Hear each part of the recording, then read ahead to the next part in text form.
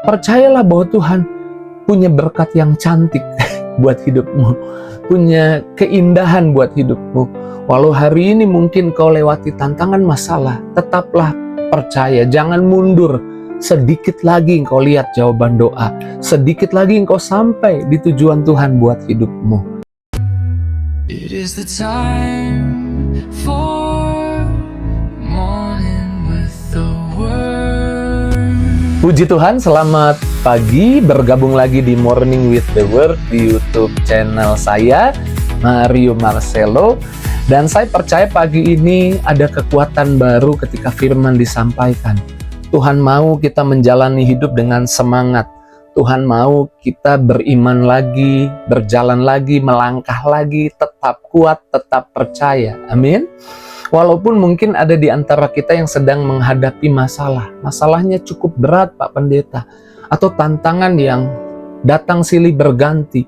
Pak Pendeta, saya rasanya seperti ada di lorong gelap yang tanpa arah, tidak habis-habisnya.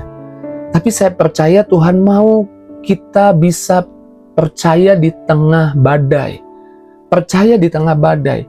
Sekalipun ada masalah, ada tantangan, tetap percaya. Nah, apa yang buat kita bisa tetap percaya? Percaya adanya di hati. Berarti harus ubah apa yang ada di hati. Tapi yang ada di hati, perasaanmu nggak pernah berubah kalau pikiranmu nggak berubah. Jadi kita mau ubah pola pikir kita dulu, atau taruh hal-hal baik di pikiran kita, sehingga perasaan kita menjadi baik walaupun yang kita lihat tidak baik-baik saja. Membuat kita bisa tetap percaya, tetap beriman, tetap melangkah. Apa yang harus kita taruh di pikiran kita? Saya mengajak kita untuk menaruh 3 hal ini. Yang pertama, Tuhan berkuasa. Yang kedua, Tuhan tidak pernah meninggalkan kita. Yang ketiga, rencananya selalu yang terbaik buat kita. Amin. Oke, kita kupas satu-satu. Yang pertama, Tuhan berkuasa. Taruh di pikiranmu Tuhan berkuasa, supaya perasaanmu juga tidak menjadi goyah. Alkitab berkata dalam Yeremia 32 ayat 27, "Sebab akulah Tuhan Allah segala makhluk hidup. Adakah sesuatu apapun yang mustahil bagiku?" Waktu masalah rasanya tidak juga selesai, jawaban doa belum juga datang, iman kita tidak diletakkan pada besar kecilnya masalah. Iman kita diletakkan pada besarnya Tuhan kita. Kita percaya kita punya Tuhan yang besar. Entah bagaimana caranya, saya akan melihat hal-hal besar terjadi di hidup saya. Situasi yang menekan, situasi yang rasanya nggak ada jalan keluar, itu digambarkan juga di Alkitab ketika Musa memimpin bangsa Israel keluar dari perbudakan di Mesir. Tiang awan menuntunnya, bahkan luar biasa, tiang awan yang menuntunnya ke arah laut. Dan waktu di depan laut, di belakang tentara Mesir, kanan kiri padang gurun, nggak bisa kemana-mana, terdesak. Tapi di tengah keadaan yang terdesak, beberapa orang di antara orang Israel menjadi marah dan rasanya ini dikit lagi mati, ini hancur. Tapi Tuhan berkata melalui Musa, jangan takut, jangan khawatir, bahwa mereka punya Tuhan yang besar. Perkara besar mereka akan lihat. Musuh dihancurkan, dikalahkan. Dan kita tahu kisahnya, bahwa laut yang besar itu memang tidak berpindah. Bahkan mereka tidak secara supranatural berpindah ke tempat lain. Tapi Tuhan yang besar membuat Musa diperintah untuk mengulurkan tongkatnya dan laut itu terbelah. Mereka dapat menyeberang dan kemudian kita tahu tentara Mesir coba ikut menyeberang, tapi di tengah laut tentara Mesir dikubur oleh laut itu. Sehingga orang Israel lihat kemenangan yang besar terjadi, bahkan sampai hari ini itu jadi salah satu kebanggaan orang Israel. Nenek moyang mereka ditolong oleh Tuhan dengan perkara yang dahsyat, yang besar. Dan saya percaya pagi ini kita punya iman di tengah masalah yang besar, tantangan yang besar yang rasanya tidak juga selesai. Kita mau tetap percaya. Apa yang buat kita tetap percaya? Kita percaya Tuhan kita Tuhan yang besar, dan mempersiapkan perkara besar untuk kita lihat dengan mata kita. Kita percaya kita akan melihat kemenangan yang besar. Yang kedua yang buat kita tetap percaya dan melangkah adalah kita percaya bahwa Tuhan tidak pernah meninggalkan kita. Di tengah badai sekalipun, di tengah lembah kelam sekalipun, Tuhan ada bersama kita. Daud menulis ini Mazmur 23 ayat 4. Sekalipun aku berjalan dalam lembah kekelaman, aku tidak takut bahaya, sebab Engkau besertaku. Gadamu dan tongkatmu itulah yang menghibur aku. Sekalipun dalam lembah kelam, yang buat kita bisa tetap percaya. Kita tahu bahwa sejak Yesus mati di atas kayu salib, surga gak akan pernah meninggalkan kita. Penyertaannya selamanya. Ingat tabir bait Allah terbelah dua. Ruang yang memisahkan ruang suci dan ruang maha suci itu dibelah dari atas ke bawah. Artinya sekarang kita selalu ada bersama Tuhan. Tuhan selalu ada bersama kita. Sehingga lewati lembah kelam sekalipun kalau Tuhan bersama kita harusnya kita tenang. Everything gonna be okay.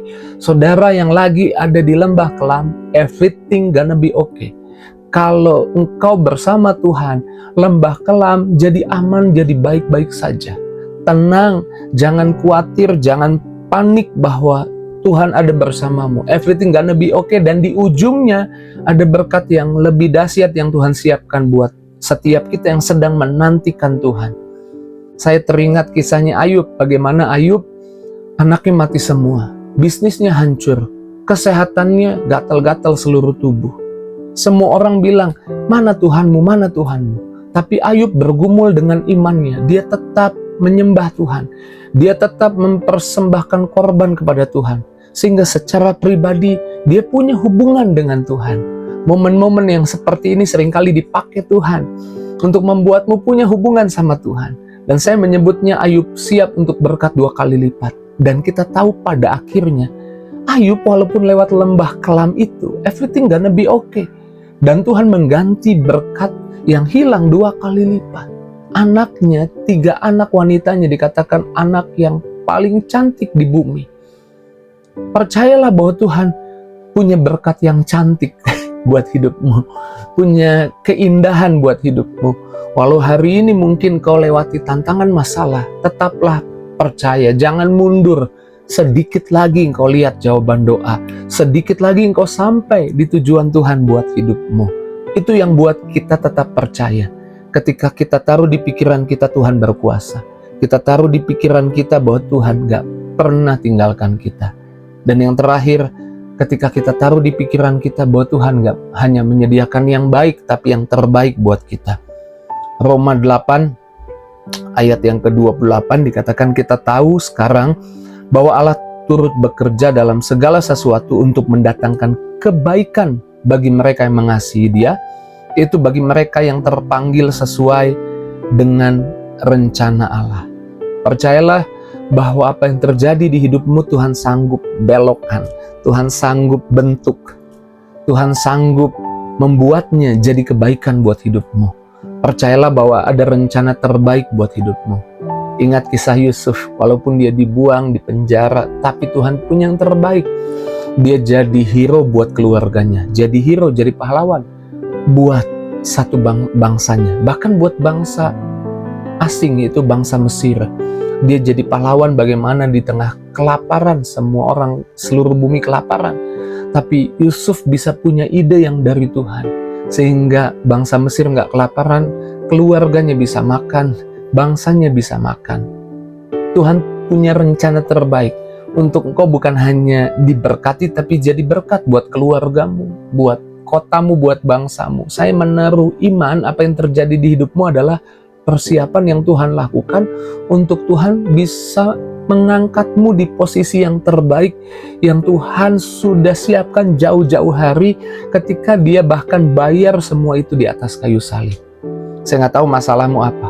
Saya nggak tahu tantangan hidupmu apa. Saya nggak tahu seberat apa yang sedang kau hadapi. Tapi Tuhan tahu. Sehingga Tuhan pagi ini mengajakmu untuk gabung di Morning with the Word. Mendengar firman ini. Tuhan sedang menguatkanmu. Tuhan sedang meyakinkanmu bahwa Tuhan adalah Tuhan yang besar. Tuhan sedang meyakinkanmu bahwa Tuhan tidak akan pernah meninggalkanmu. Tuhan sedang meyakinkanmu bahwa Tuhan punya rencana yang terbaik buat hidupmu. Jangan menyerah, tetap percaya di tengah badai. Dan saya percaya Tuhan respect, Tuhan hargai percayamu. Dan engkau sudah sampai di tempat, di posisi yang sedikit lagi kau akan lihat berkatnya. Sedikit lagi engkau akan lihat jawaban doa. Terus maju dalam Tuhan dan berkati setiap kita. Mari kita doa. Terima kasih Tuhan buat firman-Mu pagi ini. Biarlah firman-Mu menguatkan, meneguhkan, menyemangati anak-anak-Mu. Lebih-lebih mereka yang hadapi tantangan, menunggu jawaban doa.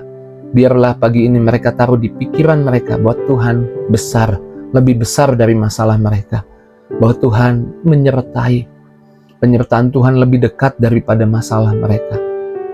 Bahwa Tuhan punya rencana yang terbaik.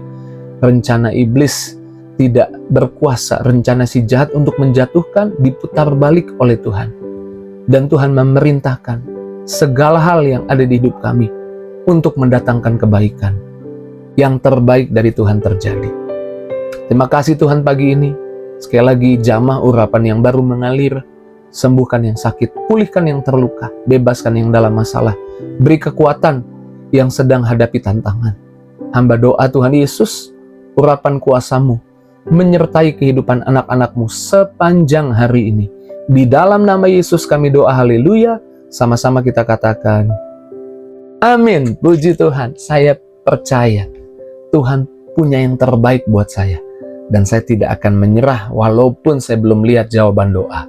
Jika itu jadi responmu, tulis di kolom komentar. Tinggalkan jejakmu di kolom komentar. Dan saya mengajak setiap kita share ke WhatsApp statusmu, juga ke Instagrammu. Share di grup keluarga atau di grup pertemananmu. Share link Morning with the Word pagi ini. Biar banyak orang yang mungkin hari-hari ini hadapi masalah, mereka juga dikuatkan, bukan hanya kamu saja yang dikuatkan. Oke, terus maju dalam Tuhan. Tuhan berkati setiap kita. See you